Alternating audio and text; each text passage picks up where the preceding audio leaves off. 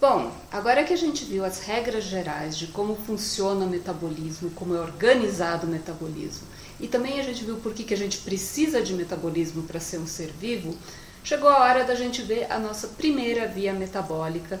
E a primeira via metabólica que a gente vai ver é a via glicolítica. Por que começar pela via glicolítica? Primeiro porque ela é bem didática, várias daquelas regras gerais de metabolismo, daqueles tipos de reações que a gente viu, a gente vai ver de novo agora na via glicolítica.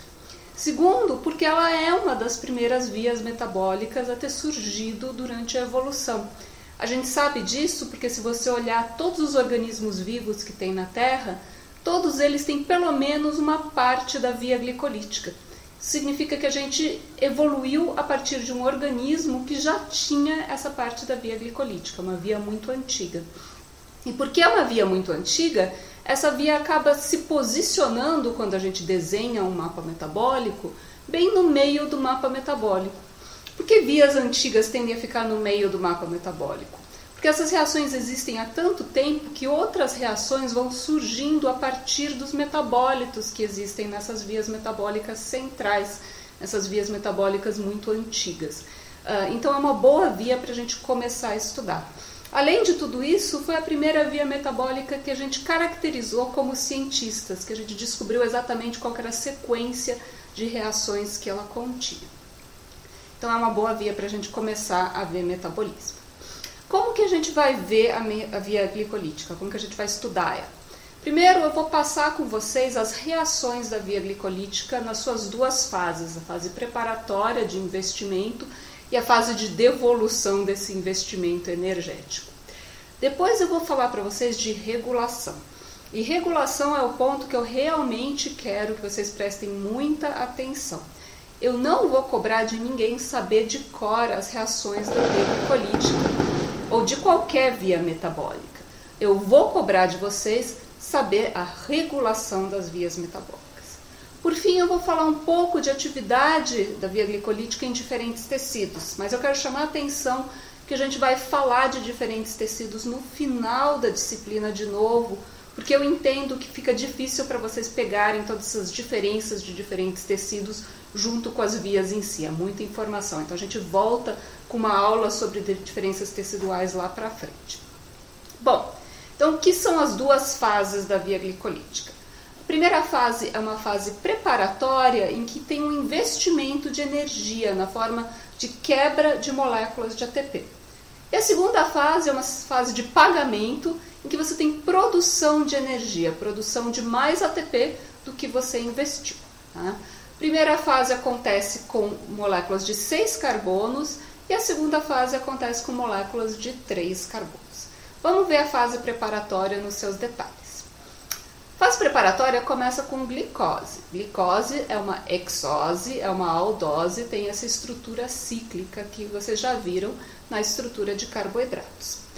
A glicose é permeável à membrana plasmática, tem transportadores de glicose na membrana plasmática.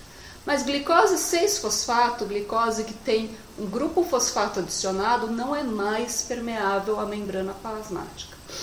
E a primeira reação da via glicolítica é justamente a colocação de um fosfato na glicose, transformando glicose em glicose 6-fosfato. Essa reação requer uma fonte de fosfato, e a fonte é uma molécula de ATP. A ATP faz uma transferência de grupo do grupo fosfato, do ATP, para uma glicose, gerando uma glicose 6-fosfato. Então, também uma molécula de ADP. A ligação fosfórica da molécula de ATP é uma ligação rica em energia. Já essa ligação do fosfato na glicose é uma ligação do tipo éster fosfórico. A quantidade de energia contida aqui é muito menor, porque não tem tantas cargas negativas no entorno desse grupo fosfato. Portanto, essa é uma reação irreversível. É a primeira reação da via glicolítica, é uma reação irreversível, é uma fase de compromisso. Eu não considero essa primeira reação o compromisso da via glicolítica inteira, porque glicose 6-fosfato pode ir também para metabolismo de glicogênio e também pode ir para a via das pentoses. Mas eu considero essa primeira reação uma reação de compromisso de metabolizar a glicose. A glicose vai ser fixada dentro daquela célula específica e aquela célula agora vai metabolizar essa molécula de glicose, vai virar alguma outra coisa dentro daquela célula. Quem catalisa essa reação? Quem catalisa essa reação é uma enzima chamada hexoquinase, é uma quinase, portanto, transferência de grupos fosfato, e hexoquinase porque ela é uma quinase de hexoses. A hexoquinase é um dos melhores exemplos que o modelo chave-fechadura realmente não existe na natureza, que existem mudanças conformacionais de enzimas com a ligação de substratos. Na verdade, essa é a conformação da hexoquinase sem a ligação dos substratos, e essa é a conformação da hexoquinase com a ligação dos substratos. Existe uma enorme mudança da estrutura dessa enzima, criando um sítio ativo que facilita essa transferência de grupo do ATP para a molécula de glicose, gerando glicose 6-fosfato. Então, essa é a primeira reação da via glicolítica. Segunda reação da via glicolítica é uma transformação de glicose 6-fosfato em frutose 6-fosfato. Ou seja, uma transformação de uma aldose, que é a glicose, numa cetose, que é a frutose. Essa reação é uma reação de isomerização e, portanto, é catalisada por uma isomerase, a fosfohexose isomerase. Como eu mencionei para vocês antes, reações de isomerização não conseguem acontecer com a transferência dessa dupla ligação de um lugar para o outro. Elétrons não conseguem pular tão longe. Na verdade, existe uma ressonância temporária e depois a formação da ligação da cetose. E também a enzima que catalisa isso, a isomerase que catalisa isso, também catalisa a abertura do anel e depois o fechamento desse anel, formando a frutose novamente. Então a gente tem agora transformação de glicose em glicose 6-fosfato e glicose 6-fosfato em frutose 6-fosfato. A quantidade de energia entre glicose 6-fosfato e frutose 6-fosfato é parecida, portanto essa é uma reação reversível. Frutose 6-fosfato agora vai sofrer uma segunda fosforilação. Vai adicionar um grupo fosfato no carbono 1 da frutose 6-fosfato, formando frutose 1,6-bisfosfato. E, de novo, a formação dessa molécula, que é bastante simétrica, na verdade, com fosfato no carbono 6 e no carbono 1, requer uma transferência de grupo a partir de um ATP. E a ligação do fosfato no ATP é mais energética que a ligação do fosfato na frutose. Portanto, é uma reação irreversível, direcionada no sentido de produzir frutose 1,6-bisfosfato.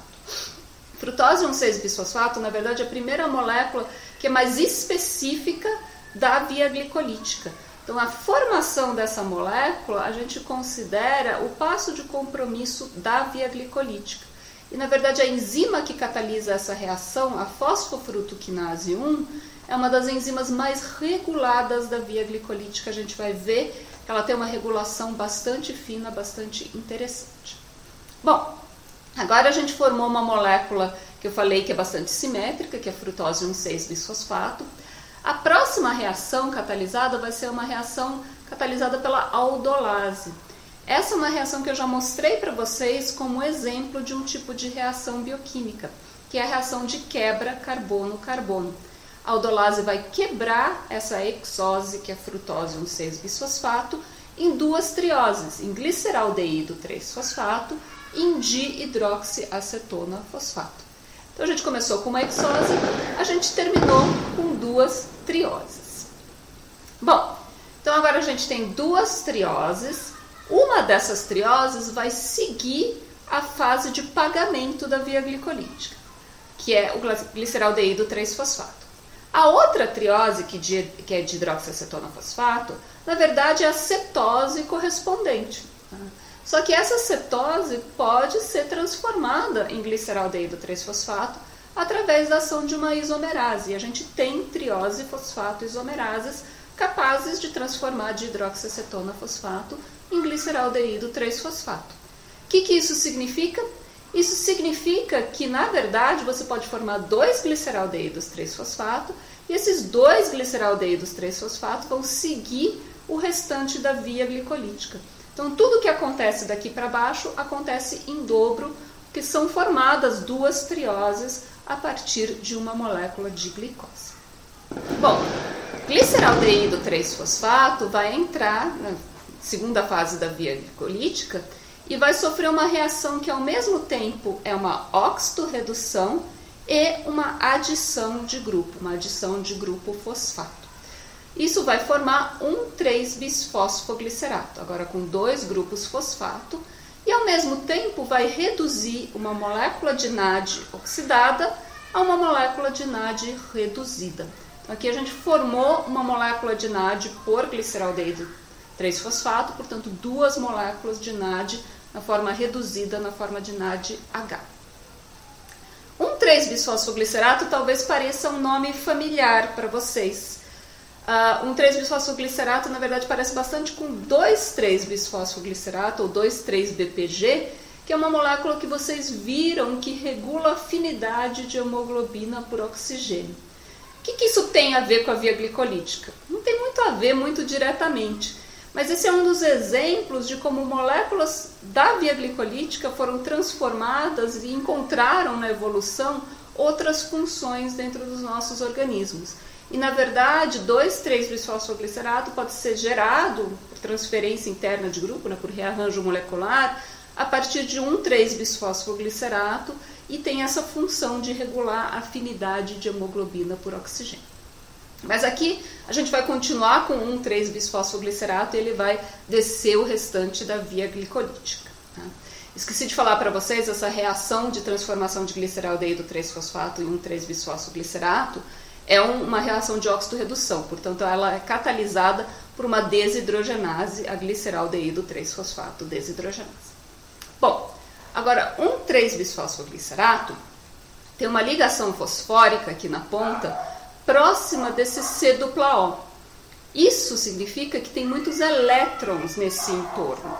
E se tem muitos elétrons nesse entorno, essa ligação fosfórica tem mais probabilidade, mais energia liberada quando ela é quebrada. É uma ligação fosfórica mais rica em energia. Na verdade, tem uma quantidade de energia parecida com a quantidade de energia de uma molécula de ATP. E é por isso que a fosfoglicerato quinase consegue transferir esse grupo fosfato de 1,3-bisfosfoglicerato para ADP, formando uma molécula de ATP. Então agora a gente formou uma molécula de ATP, ou 2 moléculas de ATP, porque são 2 gliceraldeídos 3-fosfato dentro da via glicolítica. A gente realmente está na fase de pagamento da via glicolítica. Mas numa reação ainda reversível, porque a quantidade de energia nesses 2 tipos de ligação, do ATP e essa ligação fosfórica do fosfoglicerato, é parecida. Bom, tiramos um fosfato de 1,3-bisfosfoglicerato, sobrou 3-fosfoglicerato, a próxima molécula.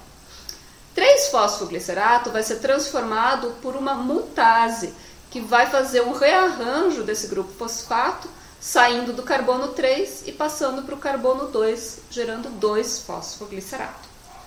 2-fosfoglicerato vai sofrer então uma reação de eliminação, vai ser eliminada uma água, esse OH aqui, com hidrogênio aqui, formando uma dupla ligação entre os carbonos. Quem catalisa isso é a enolase.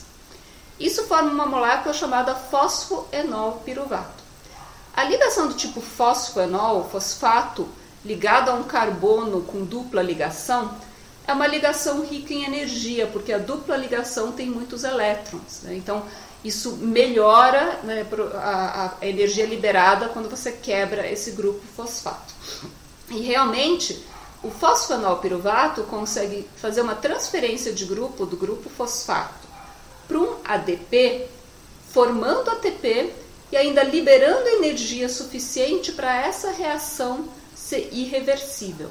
Quem catalisa isso é a piruvato quinase, a última enzima da via glicolítica, e é formado como produto também piruvato, além da molécula de ATP.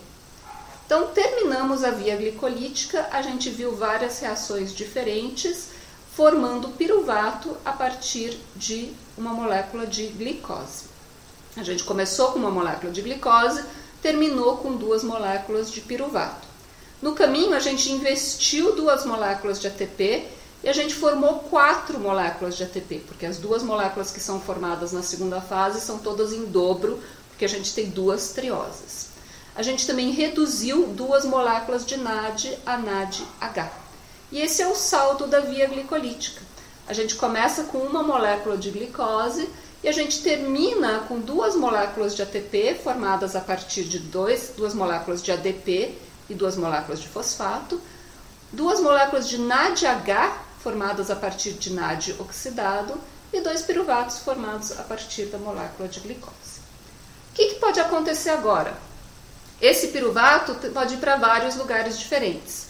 Em alguns organismos, como por exemplo no fermento de pão, que também faz a cerveja, que também faz o vinho, que também faz alguns tipos de queijo e portanto é um fermento muito importante, piruvato pode ser fermentado e produzir etanol, produzir álcool. Mas animais como nós, como os animais que vocês vão tratar, fermentam piruvato a lactato, tem outro tipo de fermentação. Piruvato também pode entrar no ciclo de Krebs através da formação de acetil-CoA e gerar CO2 e água. Na maioria dos piruvatos vão sofrer esse tipo de reação dentro dos nossos corpos, que são reações que a gente vai ver nas próximas aulas. Vamos ver agora a reação mais simples, que é a formação de lactato a partir de piruvato. Isso acontece com uma enzima única, que é a lactato desidrogenase. Lactato desidrogenase catalisa uma reação reversível entre piruvato e lactato, em que piruvato vai receber elétrons de NADH, o NAD vai ser oxidado a NAD+, e você vai formar uma molécula mais reduzida que piruvato, C+O vai virar o COH, que é uma molécula de lactato. Essa reação é reversível, ela pode acontecer nos 2 sentidos, e o que vai determinar se ela acontece num sentido ou no outro, geralmente é a quantidade de NADH. Se acumula NADH dentro da célula, vai formar lactato por deslocamento de equilíbrio. Se acumula NAD+ dentro da célula, vai formar piruvato por deslocamento de equilíbrio. Quando que acumula NADH? Acumula NADH quando não tem oxigênio, porque a gente vai ver daqui a algumas aulas que o NADH é reoxidado na presença de oxigênio na mitocôndria. Então, quando você não tem oxigênio, piruvato, na presença de NADH acumulado, tende a formar lactato e você faz fermentação a lactato. Por que isso é importante? Porque a gente produziu 2 moléculas de NADH na via glicolítica. A gente também produziu 2 piruvatos. A quantidade de NAD dentro de uma célula é limitada, não tem muito NAD lá dentro. Então, se você não recicla esse NAD NADH, você acaba não tendo NAD+ para a via glicolítica funcionar. Se não tem oxigênio, essa reação recicla todos os NADs produzidos, porque tem 2 piruvatos e 2 NADH. Eles podem ser reciclados a NAD+, e formar lactato, permitindo que a via glicolítica funcione. Se essa reação não acontecesse, a via glicolítica iria parar por falta de NAD+, na ausência de oxigênio. Essa característica, a produção de lactato a partir de piruvato, permite que a via glicolítica funcione mesmo sem oxigênio. E a gente vai ver durante o restante do semestre que é uma via bastante diferente nesse sentido.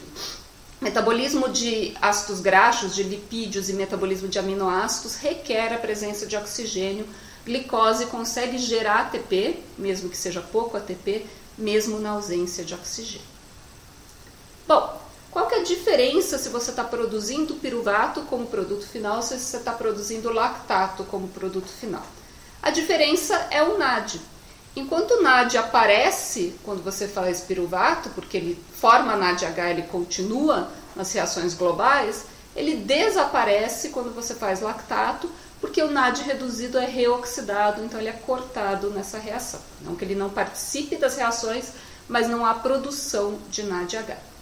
Quando é formado o piruvato, esse NADH vai ser reciclado por oxidação por oxigênio na cadeia respiratória mitocondrial, que a gente vai ver daqui a algumas aulas. Ok, então, vimos o que produz a via glicolítica, vimos as reações da via glicolítica. Como que é regulada a via glicolítica? Agora presta atenção, porque essa é a parte mais importante, também a parte mais difícil de entender da via glicolítica. Na verdade, as 3 reações irreversíveis da via glicolítica são pontos de regulação da via glicolítica. Então, a hexoquinase, a primeira reação de transformação de glicose em glicose 6-fosfato, a fosfofrutoquinase, a reação que transforma frutose 6-fosfato em frutose 1,6-bisfosfato, e a piruvatoquinase, a última reação da via glicolítica, que transforma fosfenolpiruvato em piruvato. São as 3 enzimas reguladas da via glicolítica. Muito didaticamente, essas 3 enzimas são reguladas por vários mecanismos diferentes, então a gente vai poder rever alguns mecanismos de regulação enzimática através da regulação da via glicolítica. Começar então pela hexoquinase. A hexoquinase, lembrando, é aquela enzima que catalisa a conversão de glicose em glicose 6-fosfato através de uma transferência de grupo fosfato do ATP para glicose, gerando glicose 6-fosfato e ADP. A hexoquinase é uma enzima que é inibida por glicose 6-fosfato. Ela é alostericamente inibida por glicose 6-fosfato. O que isso significa? Significa que além de formar glicose 6-fosfato no sítio ativo da enzima, a hexoquinase também tem um outro sítio que liga a glicose 6-fosfato com outra afinidade, e quando a glicose 6-fosfato liga nesse outro sítio, a enzima funciona menos, a enzima é inibida.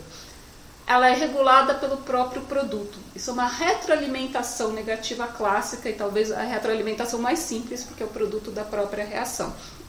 Ou seja, sempre que acumular glicose 6-fosfato dentro da célula, tiver muita produção de glicose 6-fosfato, e essa glicose 6-fosfato não está indo para lugar nenhum, a própria glicose 6-fosfato vai inibir a sua formação, porque vai acumular e vai inibir essa enzima. Então, esse é um mecanismo de regulação da hexoquinase. Um outro mecanismo de regulação da hexoquinase é que a hexoquinase existe em isoformas diferentes. A hexoquinase, na maioria dos tecidos, tem uma afinidade alta por glicose. Ela tem um Km em torno de 0,1 milimolar, enquanto a concentração de glicose no sangue é de 5 a 10 milimolar. Ou seja, na maioria dos tecidos, a enzima está sempre afim da glicose na concentração que ela está na corrente sanguínea. Por outro lado, no fígado tem uma isoforma da enzima chamada hexoquinase 4 ou glicoquinase. Glicoquinase é o nome mais usado. Essa isoforma da hexoquinase, chamada glicoquinase, é diferente em termos de afinidade. O Km é em torno de 10 milimolar. Então, assim, graficamente, para vocês perceberem, com uma concentração muito baixa de glicose, a hexoquinase da maioria dos tecidos consegue formar glicose 6-fosfato. Tem atividade enzimática. Por outro lado, a hexoquinase do fígado, a glicoquinase, precisa de concentrações muito maiores de glicose e, na verdade, naquela janela que eu falei de 5 a 8 milimolar, que é a concentração de glicose tipicamente sanguínea, existe uma resposta diferencial dessa enzima.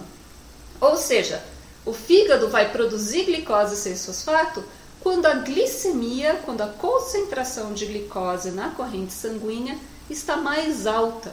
E não vai produzir glicose 6-fosfato quando a glicemia está baixa. Isso faz parte da função do fígado, e a gente vai voltar durante todo o resto do semestre, de regular a concentração de glicose sanguínea. Altas concentrações de glicose, a glicose é fixada no fígado. Se a glicose está baixa na corrente sanguínea, o fígado não fixa essa glicose, porque não tem afinidade suficiente para fixar essa glicose. Outra característica da glicoquinase, da hexoquinase do fígado, é que a produção dessa enzima é estimulada por insulina. Então, quando tem muita liberação de insulina, tem mais produção dessa enzima. Por fim, a glicoquinase do fígado não é inibida alostericamente por glicose 6-fosfato. A hexoquinase de todos os outros tecidos é, a glicoquinase do fígado não. Glicose 6-fosfato é produzida aos montes no fígado quando a glicemia está alta e vai para várias vias diferentes, a gente vai estudar todas essas vias. Isso também é importante porque o fígado é um dos principais locais de fixação de glicose quando a gente está hiperglicêmico, quando tem muita glicose na corrente sanguínea. O fígado vai absorver essa glicose de maneira bastante eficiente, porque a glicoquinase não é inibida pelo produto dela por glicose 6-fosfato. Bom, essa é a hexoquinase. Segunda enzima regulada da via glicolítica é a fosfofrutoquinase 1. Lembrando, a fosfofrutoquinase 1 é a enzima que catalisa a transformação de frutose 6-fosfato em frutose 1,6-bisfosfato, através, de novo, de uma transferência de grupo fosfato de ATP para frutose 6-fosfato. Eu falei para vocês que eu considero essa enzima o passo de compromisso da via glicolítica, porque é o primeiro produto que é mais exclusivo da via glicolítica, frutose 1,6-bisfosfato.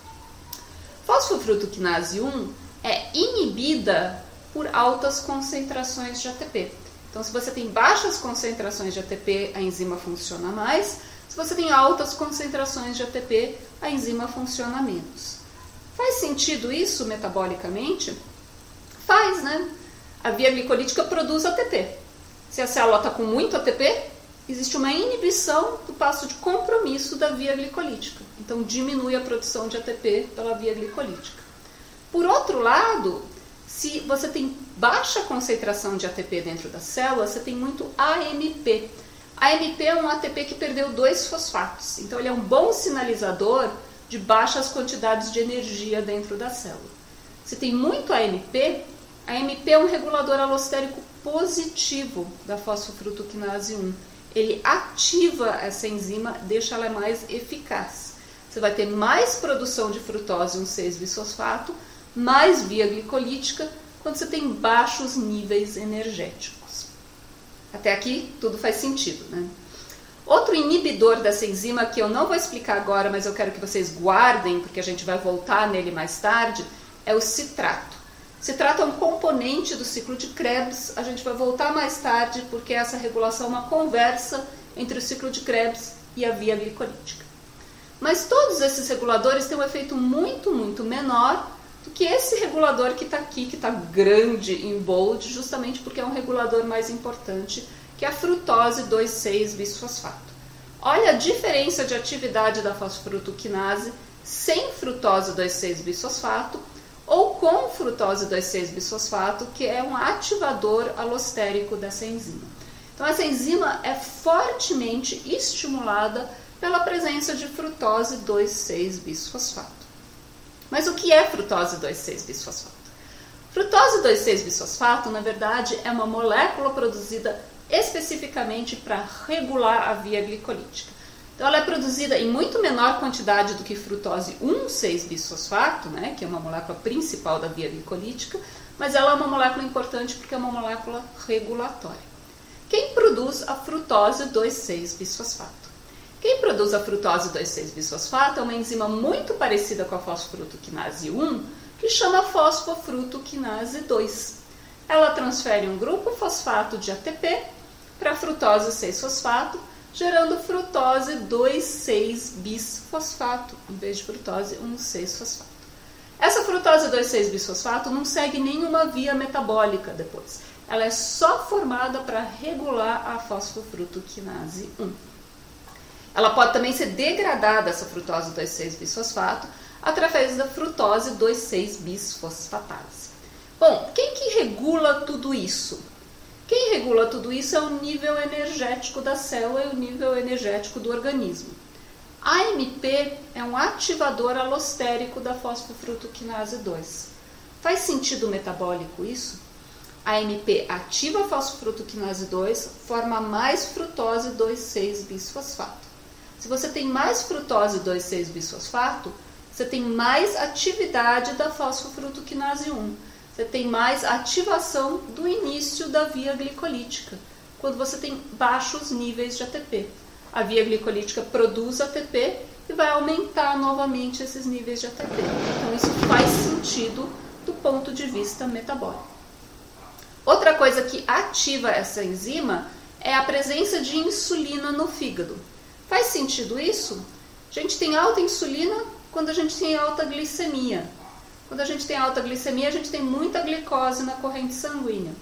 Vai ativar a presença de frutose 2,6-bisfosfato, que vai ativar a fosfofrutoquinase 1, que vai ativar a via glicolítica, removendo glicose da corrente sanguínea. Então, isso faz sentido. Por outro lado, se você não tem alta insulina, se você tem alto glucagon, você degrada a frutose 2,6-bisfosfato, forma frutose 6 de novo. estão baixos os níveis de frutose 2,6-bisfosfato, então a via glicolítica não está estimulada quando você tem baixos níveis de glicose dentro da corrente sanguínea. A gente vai ver nas próximas aulas que na verdade você vai ter um estímulo a reações opostas, as reações de formação de glicose na neoglicogênese nessa situação. Tudo isso parece muito complicado, né? Tem uma duplicação de uma enzima fosfrutoquinase 1 fosforilando no carbono 1 e a outra fosfrutoquinase 2 colocando esse grupo fosfato no carbono 2. Mas na verdade funciona esse sistema. Tem uma resposta metabólica adequada para situações fisiológicas e por isso que ele foi selecionado pela evolução. Infelizmente a evolução seleciona para coisas que funcionam e não necessariamente para aquilo que é mais fácil de aprender dentro de uma disciplina de bioquímica. A vantagem também de ter uma molécula produzida só para regular outra reação é que isso amplifica muito o sinal. Poucas moléculas de frutose 2,6-bisfosfato ativam as fosfrutoquinases e geram muita resposta através da via glicolítica. E a gente vai ver essa regulação em cascata melhor quando a gente for ver metabolismo de glicogênio também. Então isso acontece em várias vias metabólicas.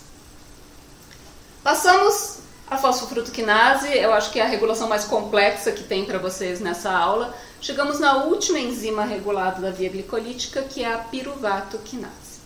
Piruvatoquinase, lembrando, catalisa a transformação de fosfenolpiruvato em piruvato, formando uma molécula de ATP.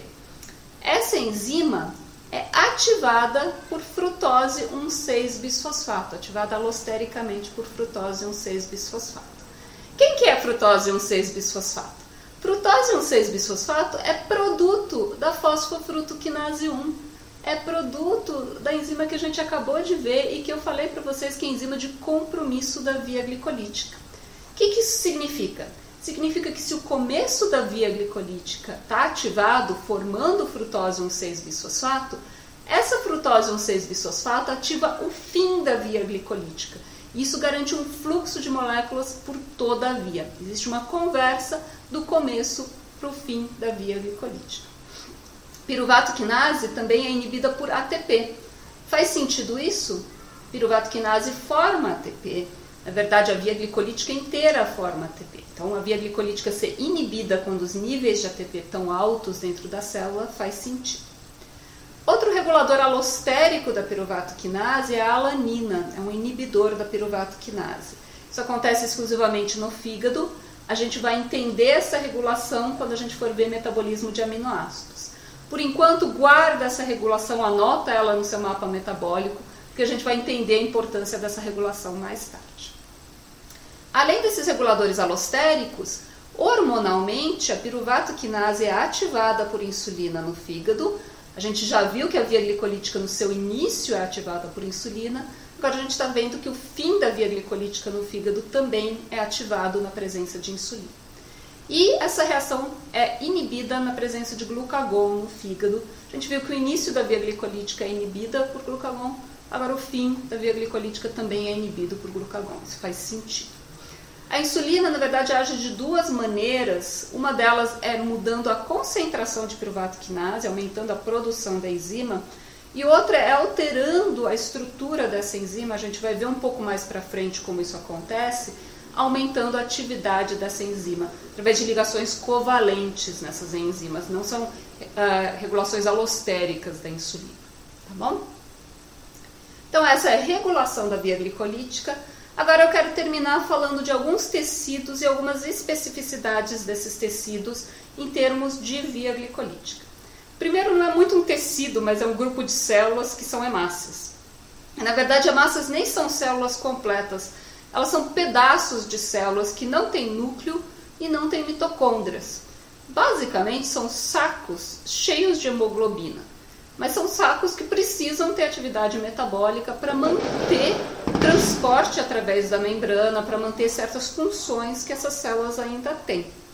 Como que você mantém a produção de ATP se você não tem mitocôndrias, se você não consegue reoxidar seu NADH usando oxigênio? A única maneira, porque essas células não conseguem metabolizar aminoácidos e lipídios sem mitocôndrias, é ter via glicolítica e é reoxidar o NADH, produzindo lactato nas mitocôndrias. Então essas células produzem lactato constantemente, isso é normal, jogam lactato na corrente sanguínea e esse lactato vai ser usado por outras células, tem nada de anormal com isso. As hemácias, por causa disso, só usam glicose, não respondem à insulina. O metabolismo da via glicolítica nas hemácias não responde a hormônio nenhum, ele só vai responder aos níveis de ATP dentro da célula, aquela regulação alostérica por ATP e AMP que eu mostrei para vocês. Cérebro. Cérebro é super interessante, porque o cérebro consome uma quantidade enorme de energia. Na verdade, o cérebro do ser humano consome mais ou menos 20% da nossa energia quando a gente não está se exercitando, apesar dele não chegar nem perto de 20% do nosso peso corporal. Então é um órgão que usa muita energia. Os neurônios, especificamente do cérebro, usam glicose com grande preferência. Ou eles usam glicose, ou eles usam lactato, que é derivado de glicose, nas outras células do cérebro, produzem lactato e dão para o neurônio. Então o neurônio só oxida glicose ou produtos de glicose produzidos no próprio cérebro, praticamente só oxida isso. Além disso, os neurônios têm muito pouco glicogênio, eles não têm muita reserva de glicose própria dentro deles. O que isso significa? Significa que para o neurônio funcionar, ele depende de ter glicose na corrente sanguínea. Ele depende do nosso fígado, que mantém a nossa glicemia através de processos como a neoglicogênese e degradação de glicogênio. Então, o cérebro é muito especializado em manter potencial de ação, mas pouco especializado em ter armazenamento dessa energia. Ele depende de outros tecidos. E é por isso que baixos níveis de glicose, hipoglicemia, são muito graves, porque o neurônio pode morrer por falta de energia. Por outro lado, a oxidação da glicose no cérebro é completa. O cérebro é muito rico em mitocôndrias, produz CO2 e água, então tem ciclo de Krebs, tem oxidação completa dessa glicose, não vai a lactato dentro do neurônio.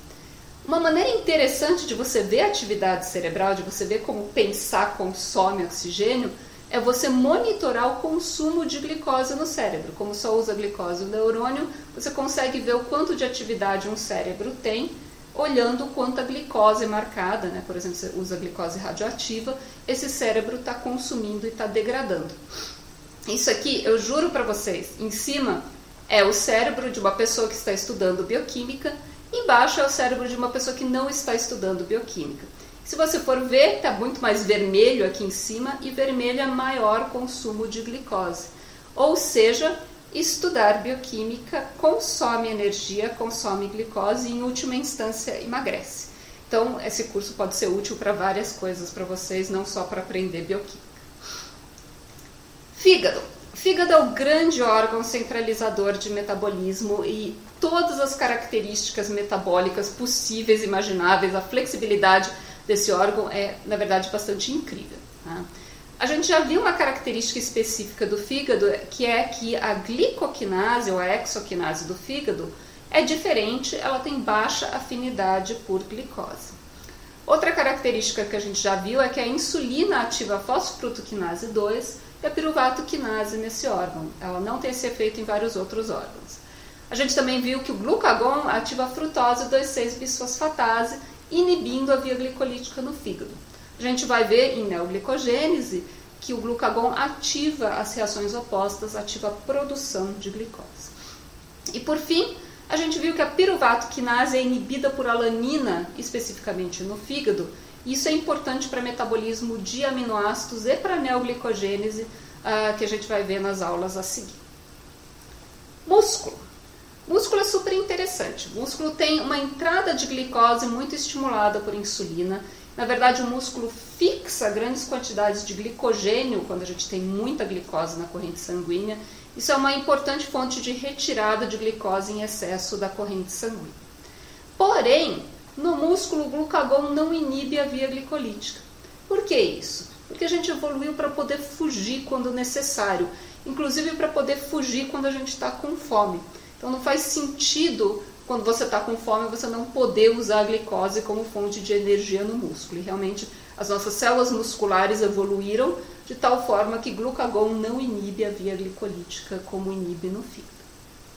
Piruvato quinase muscular também não é inibida por alanina, a gente vai ver que músculo não faz neoglicogênese. Mas uma característica do músculo é que em situações de exercício muito intenso, ele faz glicólise anaeróbica. Por que isso? Porque quando você está se exercitando muito intensivamente, você tem uma contração muscular grande que dificulta a chegada de sangue, dificulta a chegada de oxigênio e de nutrientes para esse tecido.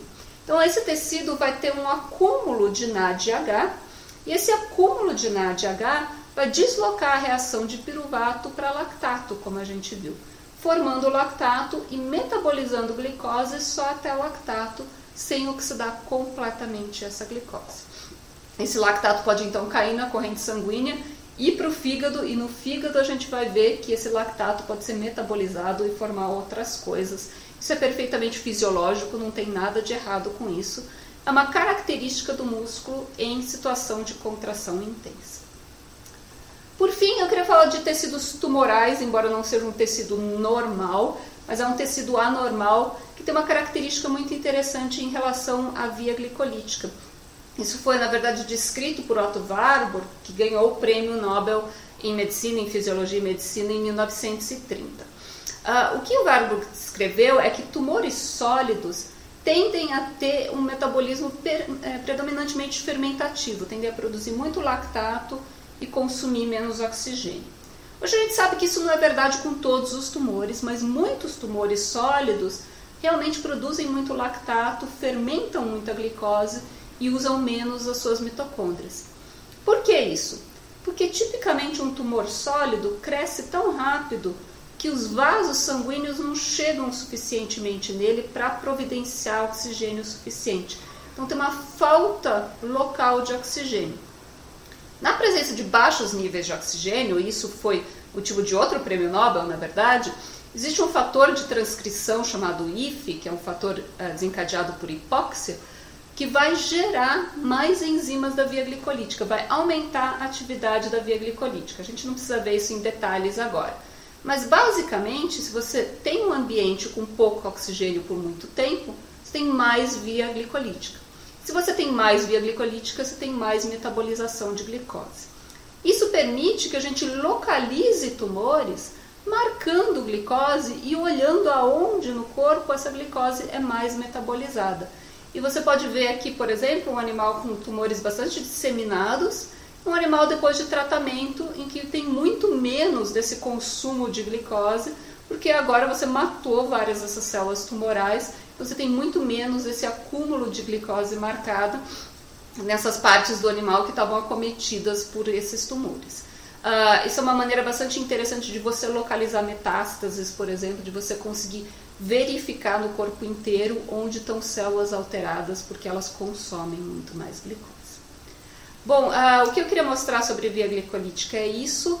Façam os exercícios, tirem dúvidas com a gente e entreguem os exercícios. Obrigada.